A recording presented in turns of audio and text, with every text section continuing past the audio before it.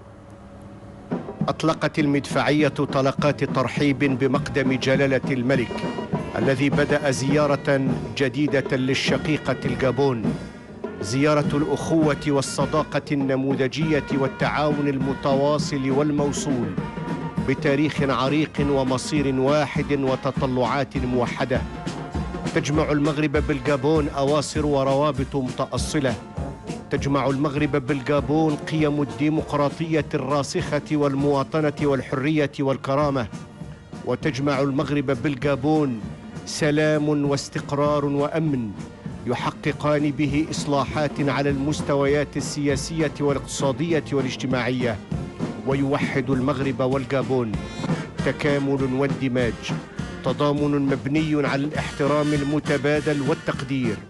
واليوم وبهذه الزيارة الخامسة تتعزز اللحمة والنهج والمسار، وينفتح البلدان بعون الله في ظل القيادة الحكيمة لجلالة الملك والرئيس الغابوني على مزيد من آفاق التعاون التي ستزداد متانة وتطورا، مجسدة بذلك للرغبة المشتركة لقائدي البلدين في الدفع بهذه العلاقات إلى مستويات أرحب وأوسع وأفضل، وفي إرساء شراكات تشمل كل الميادين وتمتد إلى كل مجالات التعاون، وتضيف إليها على أسس من الشراكة والتفاهم بين قيادتي البلدين. الغابون تستقبل اليوم قائدا إفريقيا كبيرا والمغرب حريص على أن تكون علاقاته بجمهورية الجابون مبنية على منطق الوفاق والتفاهم وترسيخ الانسجام والنظرة المشتركة إلى المستقبل. يستعرض صاحب الجلالة الملك محمد السادس حفظه الله والرئيس الجابوني علي بانغو تشكيلة من حرس الشرف الرئاسي الممثل لكافة القوات البرية والبحرية والجوية. وكل لقاء بين جلالة الملك والرئيس علي بانغو فرصة للدفع بالعلاقات الثنائية الراسخة والعريقة، وكل لقاء يجمع جلالة الملك بالرئيس الجابوني هو مناسبة لاستكشاف آفاق جديدة للتحديث والتطوير. يتقدم للسلام على جلالة الملك الجنرال دارمي رئيس أركان الحرب العامة للقوات المسلحة الجابونية، والجنرال دوبريغيت قائد الدرك الوطني. وكل زيارة لجلالة الملك للجابون تندرج بالأساس في إطار الخيار الذي اختطه جلالة الملك ورسم معالمه جلالة الملك لتكون علاقاتنا مع الشقيقة الجابون علاقات استراتيجية تضع لبنات في ذلك الصرح الكبير لمجالات التعاون الثنائية والمتميزة، ترسيخا لوحدة المصير والتصورات وخدمة لمصالحهم المشتركة والمصالح العليا الإفريقية. تقدم للسلام على جلالة الملك الوزير الأول وأعضاء الحكومة وكبار رجالات الدولة الجابونية من مدنيين وعسكريين. ولأنها زيارة هدفها الأساسي تمتين التضامن الإفريقي، فهي مناسبة أيضا وفرصة للتنسيق والتشاور والالتزام برؤية متفتحة رشيدة تعالج القضايا بأعلى درجات الحكمة والتبصر والاتزان. إثر ذلك صافح الرئيس الجابوني أعضاء الوفد الرسمي المرافق لجلالة الملك، وخاصة صاحب السمو الأمير مولاي إسماعيل والشريف مولاي يوسف والشريف مولاي عبد الله. ويضم الوفد المرافق لجلالة الملك مستشاري صاحب الجلالة السيدة زليخة نصري والسيد فؤاد علي الهمة، ووزير الأوقاف والشؤون الإسلامية السيد أحمد توفيق، ووزير الفلاحة والصيد البحري السيد عزيز أخنوش، ووزير الصحة السيد حسين الوردي، والوزير المنتدب في الداخلية السيد الشرقي الدريس. يولي صاحب الجلالة الملك محمد السادس حفظه الله اهتماما وانشغالا كبيرا بإفريقيا، ويسهر على إضفاء طابع الخصوصية لهذه العلاقات حتى تكون مثالا يحتذى، ويكون المغرب نبراسا لأشقائه الأفارقة يحدون حدوه، يسيرون على نهجه، يقتدون به في العزم الملكي الذي لا يلين والسعي إلى التقيد والوفاء للانتماء الإفريقي وتاريخ هذه القارة المجيد بما يتخلله من بناء حضاري وتلاحم وترابط وأمجاد وبطولات ونضال وتحرير. تقدم للسلام على جلالة الملك سفير صاحب الجلالة السيد علي بوجي وأعضاء البعثة الدبلوماسية المغربية بليبروفيل وممثل الجالية المغربية المقيمة بالجابون. وقد بذل المغرب جهودا كبيرة في دعم أشقائه الذين يبادلونه الوفاء بالوفاء والأمل الصادق. وجلالة الملك اليوم في الجابون هذا البلد الشقيق الأثير على كل المغاربة، والذي نتقاسم معه رصيدا تاريخيا وروحيا غنيا، نرتبط معه بشتى أواصر القرابة التي تجسدها علاقات التضامن الراسخة والتعاون المثمر والمبادلات المتجددة والعميقة. نرتبط معه بمستلزمات التغيير والتنمية والتقدم. نرتبط بالجابون بتنمية بشرية مستدامة أساسها صيانة الكرامة ومنطلقها المساهمة الفاعلة من أجل النهضة في إطار السلم والأمن والاستقرار.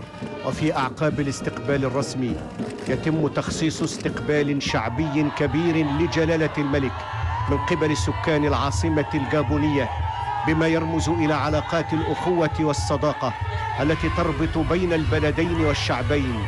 هنا نشاهد ترابطا وثيقا وحبا صادقا بين أبناء الجابون والجالية المغربية المقيمة هنا بليبروفيل، وهم يرحبون بجلالة الملك.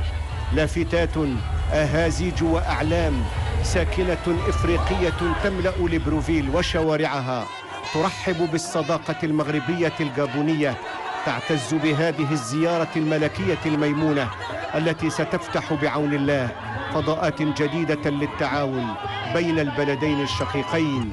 فمرحبا بجلالة الملك على أرض الجابون، حيث يمتزج الوفاء في أجلى صوره وتختلط ألوان المحبة في أسمى معانيها، ودعوات مستجابة أن يصحب جلالة الملك في حله وترحاله كل التوفيق والسداد في جهده وجهاده في عنايته بإفريقيا، في أوراش التنمية التي يقودها في إفريقيا إلى جانب أشقائه قادة دول إفريقيا، معتزا بانتمائه الإفريقي وبالعهد وبالميثاق على السير قدما لبناء مجتمع إفريقي قادر على إنجاز التنمية المشتركة وتوسيع دائرة التطور الإفريقي ومتابعة أحوال شعوب إفريقيا المتطلعة دوما وأبدا إلى الأمن والاستقرار والتقدم والسلام. جلالة الملك يجدد حلقات التاريخ المضيء عبر سنين، يحرك جلالة الملك بهذه الزيارة تفاعلا حضاريا يسهر حفظه الله على استثماره خدمة للتعاون المغربي الجابوني من أجل السلام والتنمية. اسم جلالة الملك مقرونا بالتوفيق والسداد يتردد في سماء ليبروفيل، واسم المغرب دارج على كل الألسنة الممتنة لجلالة الملك بهذه الزيارة المباركة إلى الجابون الشقيق.